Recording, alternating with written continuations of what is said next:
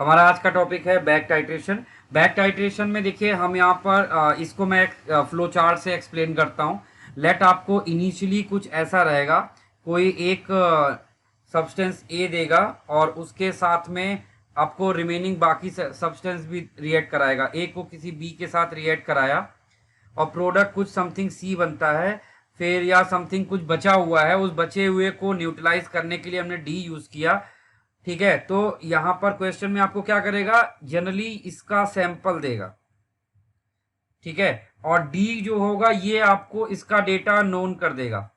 ठीक, अब यहां पर आपको क्या करना होगा, यहां पर आपको बैक जाना है और सैंपल देगा और इसका आपको क्या फाइंड करने को बोलेगा, प्योरिटी। सैंपल का प्योरिटी फाइंड करने को आपसे बोलेगा। तो इसमें आपको जो चीज नोन है, सबसे पहले आपको मिलीग्राम इक्विवेलेंट ऑफ नोन निकालना होगा। Milligram equivalent of known that is D.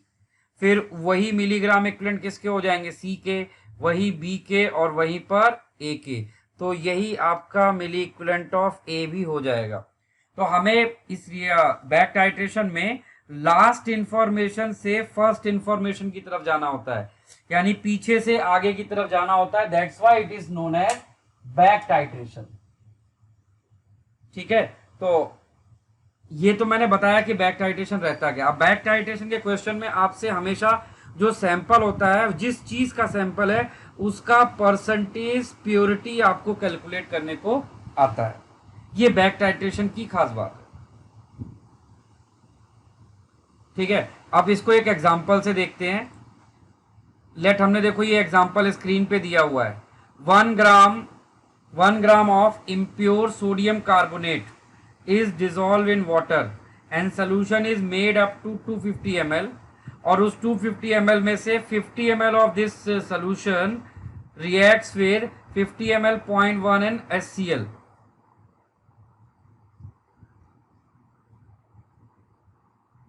और फिर उस जो HCl के साथ मिक्सचर बनेगा, उस मिक्सचर को NaOH के साथ में रिएक्ट किया गया है और वो रिएक्शन कैसी है, न्यूट्रलाइजेशन रिएक्शन है। Calculate purity of sample. तो यहाँ पर आपके पास सैंपल किस चीज़ का है, Na2CO3 का सैंपल है। यहाँ पर हमारे पास सैंपल किसका है, Na2CO3 का। तो बैक टाइट्रेशन के जब भी हम लोग क्वेश्चन करते हैं, सबसे पहला स्टेप आप इसका फ्लो चार्ट बना दीजिए। फ्लो चार्ट मतलब सबसे पहले आपको किस चीज़ का सैंपल दिया है उसको यहाँ पर हाईलाइट कर दीजिए और सैंपल का जो भी मास दिया है उसको ऐसे लिख दीजिए। फिर उसमें क्या किया गया, it is dissolve in water. इसको किस में डाला गया है, वाटर में, और वाटर में डालने के बाद उसका वॉल्यूम कितना कर दिया गया है, 250 ml। फिर कह रहा है इस 250 ml में से 50 ml पिक किया गया और इस 50 ml को HCl के साथ में मिक्स किया गया है। 50 ml of this solution mixed with 50 ml 0.1 HCl, 50 ml 0.1 N HCl के साथ में इसको मिक्स किया गया। ठीक है, फिर इस मिक्सचर को शेक किया गया, मतलब अच्छे से मिक्स किया गया। और फिर कह रहा है कि जो एसिड मिक्सचर होगा, आपको पता है कि ये एसिड है और ये Na2CO3 क्या होता है, ये बेस होता है। तो HCl को जब Na2CO3 में डालते हैं तो वो इसके साथ में रिएक्ट कर लेता है। वो क्या करेगा, इसके साथ में रिएक्ट कर लेगा। After reaction some of the acid will remaining, कुछ एसिड बच जाएगा। वो जो रिमेनिंग एसिड होगा उसको न्यूट्रलाइज करने के लिए इसने वहां पर बेस डाला है NaOH, और उस बेस का डेटा आपको दे दिया है। ठीक है, देखिए वहां पर लिखा है फॉर कंप्लीट न्यूट्रलाइजेशन, मतलब जो बचा हुआ एसिड था उसको ये पूरा पूरा कंप्लीटली न्यूट्रलाइज कर देगा। कंप्लीटली न्यूट्रलाइज कर देने का मतलब हुआ कि जितना NaOH है वो पूरा पूरा HCl से रिएक्ट कर जाएगा, यानी NaOH का जितना मिली इक्विवेलेंट यूज होगा HCl के भी एग्जैक्टली उतने ही मिली इक्विवेलेंट यूज होंगे। तो ये हमने जो बनाया है इसको बोलते हैं flow chart of back titration reaction. आप एक बार फ्लो चार्ट बना लीजिए। अब आपका काम बहुत सिंपल है। आपको मैंने देखिए क्वेश्चन में कैलकुलेट क्या करना है, इस सैंपल में Na2CO3 का प्योरिटी बताना है। जैसा कि मैंने आपको बताया कि बैक टाइट्रेशन में हमेशा आपसे यही करवाया जाएगा। और IIT JEE में ध्यान रखिएगा, अगर टाइट्रेशन आना होता है ना तो टीचर्स का फेवरेट होता है बैक टाइट्रेशन। ठीक है, अब देखिए क्वेश्चन में मैंने बताया था कि लास्ट इंफॉर्मेशन से फर्स्ट इंफॉर्मेशन यानी जो हमें फाइंड करना है वहां तक जाना है। तो अब आप सिंपली क्या करोगे, मैं एक बार आपको गाइड कर रहा हूं, सॉल्व आप लोग करोगे। सबसे पहले देखिए यहां से आप NaOH के मिलीग्राम इक्विवेलेंट निकालेंगे, वो क्या होगा, नॉर्मेलिटी इनटू वॉल्यूम, तो कितना आ जाएगा 1.6। ठीक है, और आपके पास जो HCl लिया गया था उसके टोटल मिलीक्युलेंट दिए हुए हैं 50 इंटू 0.1 कितना 5। ठीक है, out of those 5 some react कर जाएगा किससे, Na2CO3 से, और जो बचेगा वो रिएक्ट करेगा NaOH से। यानी अगर हमें NaOH के मिलीक्युलेंट पता है तो NaOH जितने HCl के साथ रिएक्ट किया था हमें वो मिलीक्युलेंट भी मिल जाएंगे। तो आप कह सकते हो react milliequivalent of HCl is how much 10 into 0.16, और टोटल इतना था। टोटल में से रिएक्ट माइनस कर दीजिए तो जो आपको HCl का अमाउंट मिलेगा वो किसके साथ रिएक्ट हुआ है, वो रिएक्ट किया है 50 ml ऑफ Na2CO3 के साथ। वो किसके साथ रिएक्ट करेगा, 50 ml Na2CO3 के साथ। अब आपको 50 ml Na2CO3 के करस्पॉन्डिंग मिलीक्युलेंट मिल जाएंगे, तो 250 में कितना मिलीक्युलेंट होगा वो मिल जाएगा। क्लियर, अब वो जो मिलीक्युलेंट होंगे वो इस Na2CO3 के ही मिलीक्युलेंट है। अब आप फॉर्मूला लगा दीजिए W/E इंटू 1000 इक्वल्स टू जो भी HCl का वहां पर 250 ml के साथ मिलीग्राम इक्विवेलेंट था, और वहां से W निकाल लीजिए, फिर W/ सैंपल का mass into 100। This is the way हम बैक टाइट्रेशन को ट्रीट करेंगे। तो एक बार आप देख लो क्वेश्चन को, आप एक बार ट्राई करो पूरा अपने आप। चलिए फटाफट ट्राई करिए, शुरू हो जाइए। देखिए भाई जिसका नहीं आया है वो लोग देखिए क्वेश्चन कैसे करेंगे। सबसे पहला step, milliequivalent of HCl added to 50 ml of Na2CO3 solution कितना है, दिस, ये क्या है आपका टोटल HCl जितना डाला गया है उसका मिली इक्विवेलेंट, और फिर milliequivalent of HCl left after reaction with 50 ml Na2CO3 solution, वो किसके बराबर हो जाएगा, मिली इक्विवेलेंट ऑफ NaOH। जो लेफ्ट ओवर HCl था उसको ही तो खत्म करने के लिए वहां पर NaOH ऐड किया गया था, तो ये लेफ्ट ओवर HCl का आपको मिलीग्राम इक्विवेलेंट आ गया। ठीक है, ये है लेफ्ट ओवर HCl और ये टोटल HCl। इस टोटल HCl में से लेफ्ट ओवर HCl माइनस कर दोगे तो यूज्ड HCl मिल जाएगा। किस चीज में यूज हुआ था, Na2CO3 के साथ रिएक्ट करने में, और कितने ml Na2CO3 के साथ, 50 ml Na2CO3 के साथ रिएक्ट करने के लिए इतना HCl चाहिए था।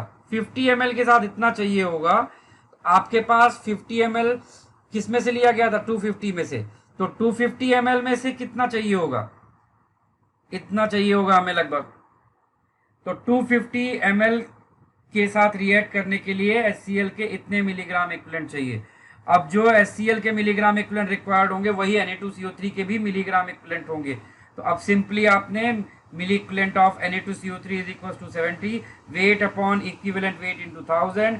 Na2CO3 का इक्विवेलेंट वेट होता है molecular weight upon N factor, और ये सॉल्ट है, सॉल्ट का एन फैक्टर 2 है। यहाँ पर सॉल्व करिए, W आपको आएगा 0.901 ग्राम, और फिर हमें परसेंटेज ऑफ सैंपल करने के लिए क्या करना होगा, weight of Na2CO3 divide by weight of Na2CO3 divide by total mass of sample into 100, तो आपको ये अराउंड 90% आ जाएगा आपका। तो नेक्स्ट है हमारा आयोडोमेट्रिक एंड आयोडीमेट्रिक।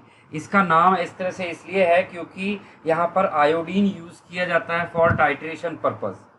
ठीक है, तो यहाँ पर ये दो तरह से आयोडीन काम करता है। आयोडीन दो तरह से वर्क करता है, एक तो आयोडीन का रिडक्शन होता है, आयोडीन इलेक्ट्रॉन गेन करता है और क्या बनाता है I-, this is reduction of iodine. और दूसरा होता है कि आयोडीन इलेक्ट्रॉन लूज करेगा और क्या बना देगा, ऑक्सीडेशन कर लेगा। तो आयोडीन ये दो तरह की जो रिएक्शन करता है, एक ऑक्सीडेशन करने की और एक रिडक्शन करने की, इसकी वजह से ये दो तरह के टाइट्रेशन एग्जिस्ट करते हैं, आयोडोमेट्री और आयोडीमेट्री। तो पहले हम लोग देख रहे हैं आयोडोमेट्री।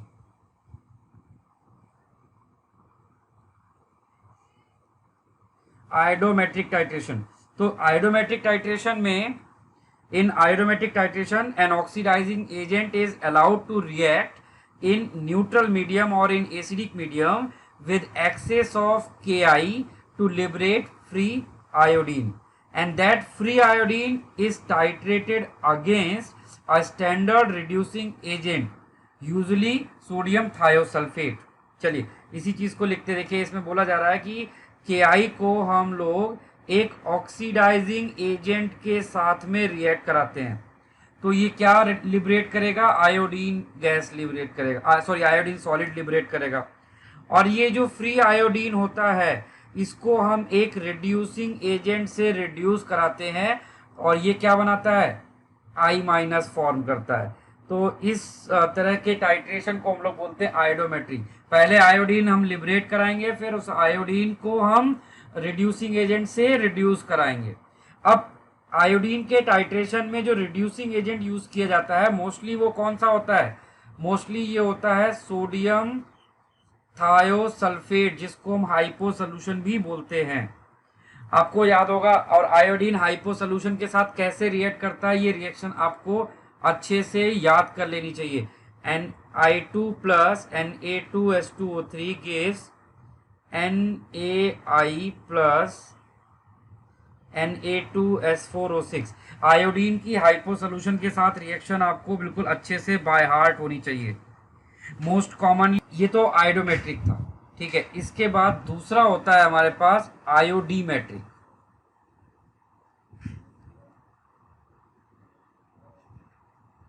आयोडीमेट्रिक टाइट्रेशन, आयोडीमेट्रिक टाइट्रेशन में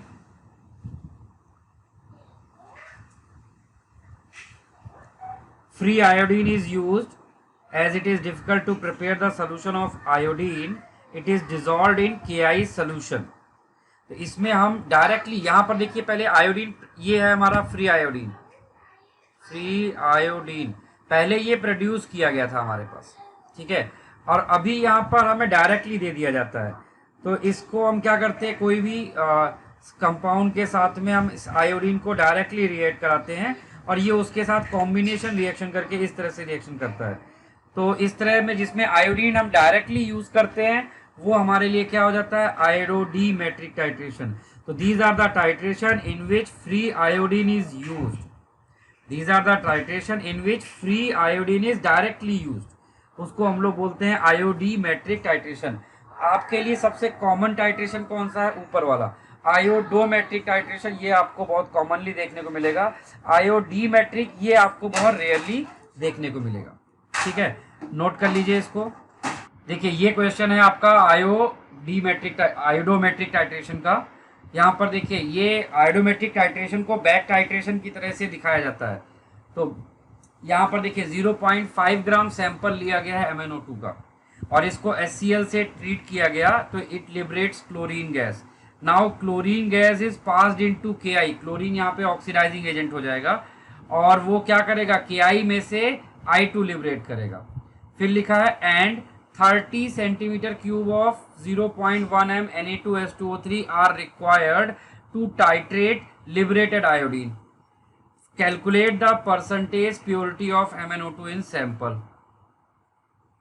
तो सबसे पहला काम क्या किया, पूरे इसका फ्लो चार्ट बना लिया। MnO2 का सैंपल दिया गया था हमें यहाँ पर सैंपल किस चीज का था, हमारे पास सैंपल ये था MnO2 का, और सैंपल का मास कितना दिया गया था 0.5 ग्राम, ठीक।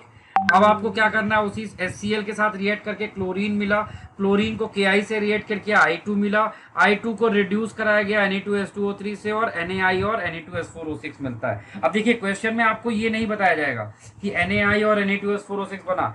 अब ये आपसे एक्सपेक्टेड है कि आप पहले से जानते हैं कि Na2H2O3 I2 से रिएक्ट करता है तो क्या बनाता है। इसीलिए जब हमने टाइट्रेशन शुरू किया था उससे पहले आपको कुछ कॉमनली यूज्ड रिएजेंट और उनके एन फैक्टर हमने पहले ही आपको बता दिए थे।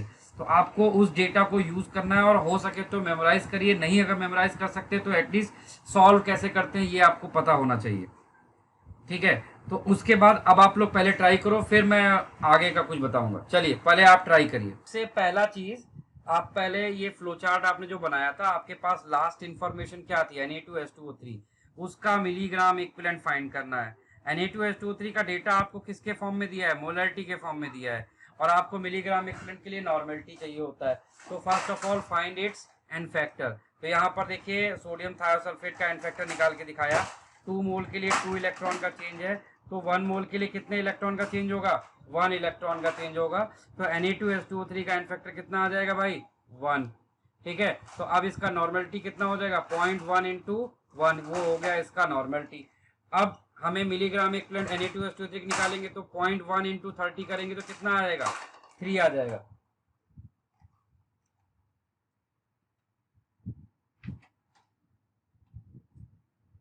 ठीक है, उसके बाद अब जो भी ये मिलीग्राम इक्विवेलेंट Na2H2O3 का आया है, उसने किससे रिएक्ट किया था, I2, वही इसके भी हो जाएंगे। वही मिलीग्राम इक्विवेलेंट Ki के होंगे, वही मिलीग्राम इक्विवेलेंट Cl2 के होंगे, वही मिलीग्राम इक्विवेलेंट HCl के होंगे, और वही मिलीग्राम इक्विवेलेंट MnO2 सैंपल में जो MnO2 है उसके होंगे। इन शॉर्ट जो मिलीग्राम इक्विवेलेंट ऑफ MnO2 है वो कितना हो जाएगा, 3। तो बस अब आपने MnO2 के मिलीग्राम इक्विवेलेंट निकाल लिए, फॉर्मूला लगाइए W/E इंटू 1000। तो बस वैल्यू रख दीजिए। तो यहाँ पर देखिए करके दिखाया गया है, वेट अपॉन इक्विवेलेंट वेट क्या होगा, molecular weight upon N factor. अब MnO2 का एन फैक्टर निकालना पड़ेगा। MnO2 जब क्लोरीन से रिएक्ट करता है तो क्या बनाता है, HCl से रिएक्ट करता है MnCl2 बनाता है। MnCl2 में Mn पे चार्ज कितना होता है, +2, और यहाँ पर Mn+4 है, तो 4 से 2 में कितने का चेंज हुआ है, 2 का। तो इसका एन फैक्टर हो जाएगा कितना, 2। यही यहाँ पर यूज किया गया था। अब बस आपको यहाँ पे W निकालना है। मॉलिकुलर वेट ऑफ MnO2 कितना होता है, 87 होता है। Molecular weight of MnO2 is 87। यहाँ से इसको इधर ट्रांसफर कर दीजिए, यू विल गेट W। तो एक बार आपको W आ जाएगा कितना, 0.1305 ग्राम। और फिर आपको यहाँ पर मास आ गया। अब उसको mass upon total mass into 100 करके हम लोग यहाँ पे परसेंटेज कैलकुलेट कर लेंगे। ठीक है, नोट कर लीजिए, समझ लीजिए। सबसे इंपॉर्टेंट है समझना, नोट करना इतना इंपॉर्टेंट नहीं है। आपके दिमाग में अगर मेथड समझ में नहीं आया तो आपको कुछ नहीं होगा। और आपने नोटिस किया होगा यहाँ पर हर क्वेश्चन में आपको एन फैक्टर निकालने की जरूरत पड़ती है, इसीलिए मैंने पूरा 2 क्लास लेके सिर्फ आपको एन फैक्टर ही सिखाया था। उसके पीछे पर्पज आप समझ गए हो, क्योंकि उसके बिना आप टाइट्रेशन चैप्टर में कुछ भी नहीं कर सकते हैं। और दूसरा जो हमने आपको इंपॉर्टेंट रिएक्शंस लिखाई है वो भी आपको अच्छे से बाय हार्ट रहनी चाहिए। अगर आपको वो भी याद नहीं है तो भी आप प्रॉब्लम फेस करोगे। आपको इक्विवेलेंट कॉन्सेप्ट में रिएक्शन बैलेंस नहीं करनी होती है, लेकिन आपको इतना तो पता होना चाहिए कि आफ्टर रिएक्शन क्या प्रोड्यूस होने वाला है, सो दैट आप रिक्वायर्ड एन फैक्टर कैलकुलेट कर पाए। आपको इस क्वेश्चन में ये फॉर्मूला यूज करना होता है, हमेशा ध्यान रखिएगा। ग्राम पर लीटर स्ट्रेंथ इक्वल्स टू होता है नॉर्मेलिटी इनटू इक्विवेलेंट वेट। ठीक है, तो आप यहां से नॉर्मेलिटी निकाल लो, और इक्विवेलेंट वेट H2O2 का क्या होता है, मॉलिक्यूलर वेट अपॉन 2। तो एक तो तरीका ये था, जो एक तरीका मैंने पहले वेट निकाल के बताया था, आप वैसे भी कर सकते हैं, वो भी सही है ये भी सही है, बोथ आर करेक्ट। तो देखो सबसे पहले क्या किया, वही फ्लो चार्ट बनाया है। तो milliequivalent of H2O2 is equal to milliequivalent of Ki is equal to milliequivalent of I2 equal to milliequivalent of Na2H2O3। तो सीधे सीधे इन दोनों के मिलीग्राम इक्विवेलेंट इक्वेट कर दिए। और Na2H2O3 का मिलीग्राम इक्विवेलेंट क्या होगा, 20 इंटू 0.1, और इसका क्या होगा, नॉर्मेलिटी इंटू वॉल्यूम। यहाँ से नॉर्मेलिटी निकाल लिया। अब हमने ऊपर जो फॉर्मूला बताया है, normality into equivalent weight, equivalent weight कितना होगा, मॉलिक्यूलर वेट अपॉन 2, सॉल्व किया 0.68। तो ये थोड़ा सा कम स्टेप लेगा, वेट के फॉर्म में एक दो लाइन आपको ज्यादा लिखना होगा, आंसर उससे भी वही आने वाला है। देखिए इसके नाम में ही पता चल रहा है कि इसमें क्या करना है, हमें हमें इसमें 2 बार टाइट्रेट करना है। सिंपली हमसे ये कह रहा है कि हमें 2 बार यहाँ पर टाइट्रेट करना है। देखिए डबल टाइट्रेशन किसके लिए यूज किया जाता है, देखिए जब हम लोग डबल टाइट्रेशन करते हैं या एसिड बेस टाइट्रेशन करते हैं, वहां पर एक प्रॉब्लम आती है। जब भी आप टाइट्रेशन करते हैं ना, तो आपको रिएक्शन में ये कैसे पता चलेगा कि रिएक्शन कंप्लीट हो गई है, आपको ये कैसे पता चलेगा कि रिएक्शन कंप्लीट हो गई है। उसके लिए आप देखिए, हमने आपको शुरू में टाइट्रेशन के अलग अलग टाइप बताए थे। पहला बताया था एसिड बेस टाइट्रेशन, दूसरा हमने बताया था आपको रिडॉक्स टाइट्रेशन, तीसरा हमने बताया था प्रेसिपिटेशन टाइट्रेशन। ये हमने आपको 2-3 टाइप बताए थे। इन तीनों टाइप में अगर आप ध्यान से देखेंगे अगर आप रिडॉक्स टाइट्रेशन को पहले हम लोग देखते हैं। रिडॉक्स टाइट्रेशन में देखिए क्या होता है, जब आप रिडॉक्स रिएक्शन कराते हैं ना, तो उसमें हम जो रिएजेंट वगैरह लेते हैं वो आफ्टर रिएक्शन कुछ कलर चेंज शो करते हैं। आफ्टर रिएक्शन कुछ कलर चेंज शो करेंगे, जैसे कि KMnO4 अगर आपने लिया, इनिशियली वो पर्पल कलर का होता है, बट जब रिएक्शन कंप्लीट हो जाती है तो उसका पर्पल कलर डिसअपियर हो जाता है। जैसे ही पर्पल कलर डिसअपियर हो गया, हमें पता चल गया कि रिएक्शन हमारी कंप्लीट हो चुकी है। ठीक है, तो ये हमारे लिए क्या हो गया, इंडिकेशन हो गया फॉर एंड पॉइंट या इक्विवेलेंस पॉइंट का एक इंडिकेशन मिल गया। ऐसे ही प्रेसिपिटेशन रिएक्शन में क्या होता है, जब भी कोई रिएक्शन होती है तो वहां पे प्रेसिपिटेट बनता है, और प्रेसिपिटेट का कोई ना कोई पर्टिकुलर कलर होता है। तो जैसे ही वो कलर हमें मिला, हमारे लिए क्या मैसेज आ गया कि वहां पर रिएक्शन कंप्लीट हो चुकी है, नाउ एंड पॉइंट और इक्विवेलेंस पॉइंट अचीव हो चुका है। तो रिडॉक्स टाइट्रेशन और प्रेसिपिटेशन टाइट्रेशन में हमें इंडिकेटर रिएक्शन में जो रिएक्टेंट होते हैं वही सेल्फ इंडिकेटर होते हैं। But in acid base titration, जब एसिड और बेस रिएक्ट करते हैं तो सिर्फ सॉल्ट और वाटर बनता है, और मोस्टली सॉल्ट कैसे होते हैं, कलरलेस होते हैं, और हीट निकलती है। तो हमारे पास कोई इंडिकेशन नहीं आता, यानी हमारे 5 सेंसेस जिसको आइडेंटिफाई कर पाए, ऐसा कोई इंडिकेशन वहां पर हमें देखने को नहीं मिलता है। ठीक है, तो अब ये जो प्रॉब्लम आई, इस प्रॉब्लम को रिजॉल्व करने के लिए वहां पर क्या किया गया, वहां पर इंडिकेटर्स यूज किए गए। तो इंडिकेटर, एक्सटर्नल इंडिकेटर यूज किए गए। वैसे तो बहुत सारे तरह के इंडिकेटर्स हो सकते हैं, बट हमें मेनली यहाँ पर 2 तरह के इंडिकेटर यूज करने होंगे। One is phenolphthalein. One indicator is phenolphthalein. One indicator is phenolphthalein. ये एक एसिडिक इंडिकेटर है, यानी इसका खुद का बिहेवियर कैसा है, एक एसिड की तरह होता है। याद करो, हम लोगों ने आयनिक इक्विलिब्रियम में भी इंडिकेटर यूज किया था, और हम लोग इसको सिंबल देते हैं ऐसा, HPH।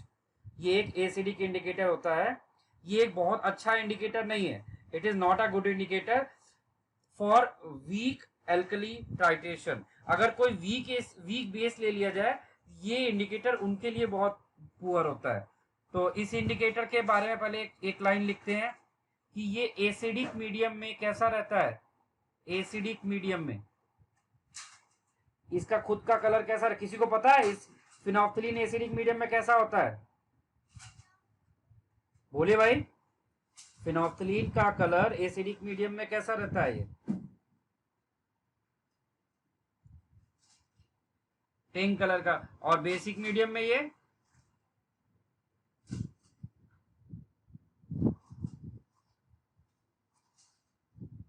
बोले भाई, किसी को भी याद नहीं है, कुछ भी टाइट्रेशन में याद नहीं है भाई। एसिडिक मीडियम में ये कलरलेस होता है, और बेसिक मीडियम में ये पिंक कलर का हो जाता है। ठीक है, और इस phenolphthalein की लिमिटेशन होती है, it is a very bad indicator for weak base. Weak base indication is poor, weak base को इजीली आइडेंटिफाई नहीं कर पाता है। ठीक है, अच्छा, इसके बाद हमारा दूसरा इंडिकेटर हम लोग पिक करते हैं। सेकेंड इंडिकेटर जो हम लोग यूज करते हैं वो है methyl orange.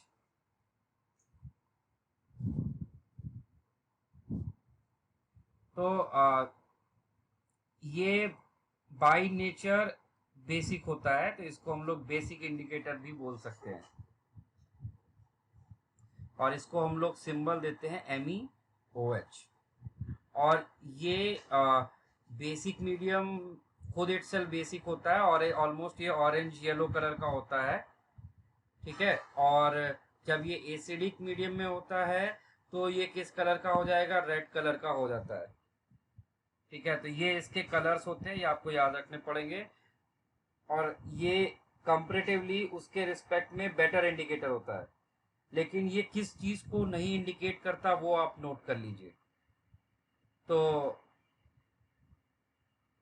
Weak acid, weak acid indication is poor. Note कर लीजिए इसको। वीक एसिड को ये अच्छा इंडिकेट नहीं करता, वीक एसिड के लिए एक अच्छा इंडिकेटर नहीं होता, और फिनोल्फथलीन एक वीक बेस के लिए अच्छा इंडिकेटर नहीं होता।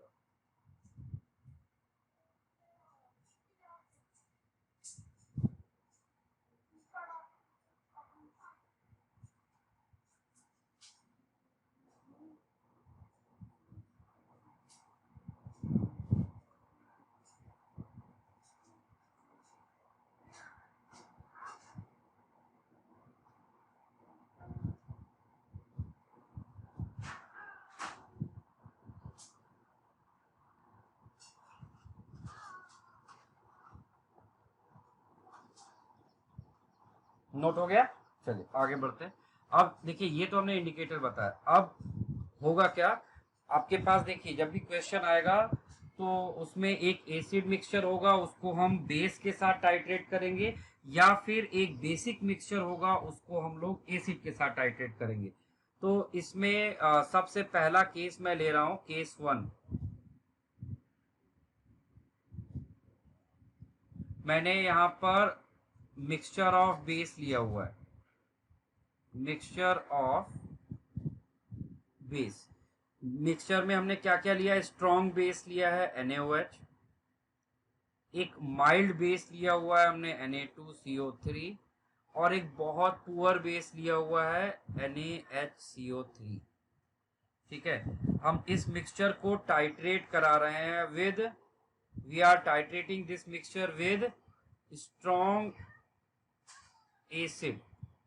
कोई भी स्ट्रॉन्ग एसिड ले लीजिए, हमने यहाँ पर HCl ले लिया है। ठीक है, तो जब हम लोग एक बेस के मिक्सचर को टाइट्रेट कराना शुरू करते हैं तो पहले हम किससे टाइट्रेट कराते हैं? स्ट्रॉन्ग एसिड से, और वहां पर हम लोग इंडिकेटर यूज करेंगे। इंडिकेटर होगा हमारा यहाँ पर फिनोल्फथलीन। Indicator is phenolphthalein. यहाँ पर हमने फिनोल्फथलीन इंडिकेटर यूज किया है।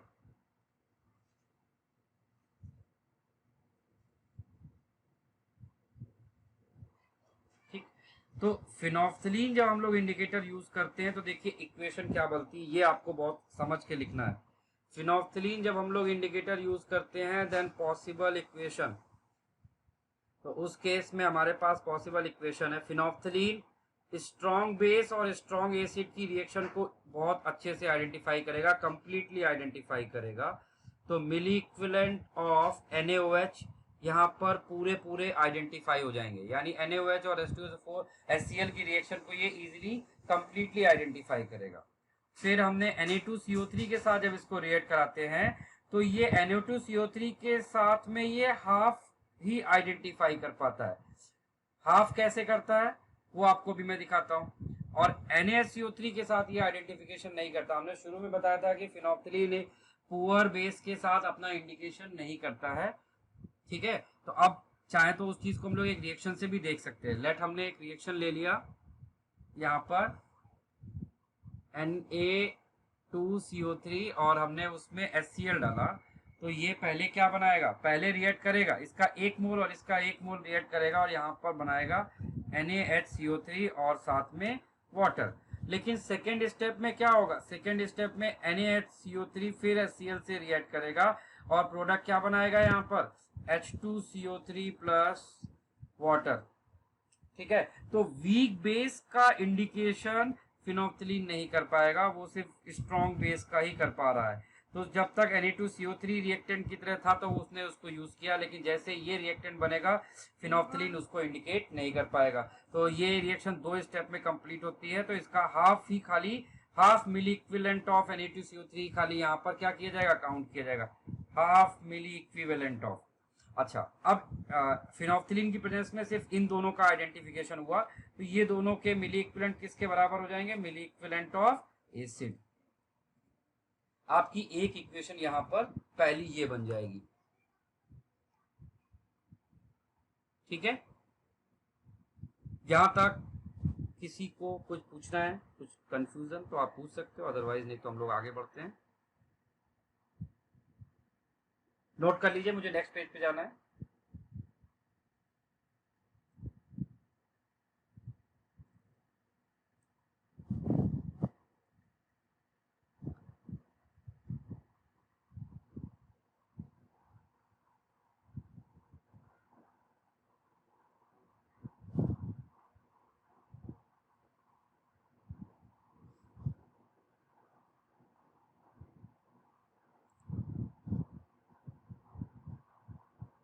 नेक्स्ट है हमारा केस 2।